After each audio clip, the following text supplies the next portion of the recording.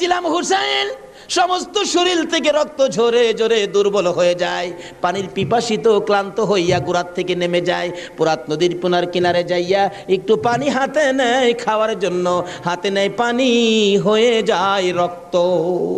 হুসাইন কান্দে, মাবুদ গো, আমার নানা না হইলে কিছু হইতো না, আমার নানা না হইলে জগতের কিছু হতো না, পানিও হতো না। আজকে নানার বংশ, নানার আওলাদ পানি পায় না, আমি হুসাইন পানি খাবো না। এবার দৌড়া যাইয়া আবার চাইলেন গুড়ার উপরে উঠবো, যুদ্ধ করবে।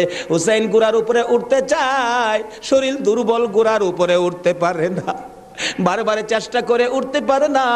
অবশেষে গুড়ার উপরে পিঠটার মধ্যে হাতটা দিয়ে মাথাটা ফালাইয়া কাঁদতেছে, বাবু আমার নানার উম্মতের জন্য মায়ের দোয়া বুঝি কবুল হয়ে গেছে। বহু চেষ্টা করলেন, গুড়ার পিঠের উপরে আর উঠতে পারে না। দৌড়া এসে সীমার ধাক্কা দিয়ে জমিনে ফালাইয়া বুকের উপর চড়ে বসছে। হুসাইন বলেন, সীমার রে, আমার নানা বলেছে রে কারবালায় শহীদ হব, আমার নানার উম্মতের মুক্তি পাবো। সীমার, আজকে জুমার দিন আমার 2 রাকাত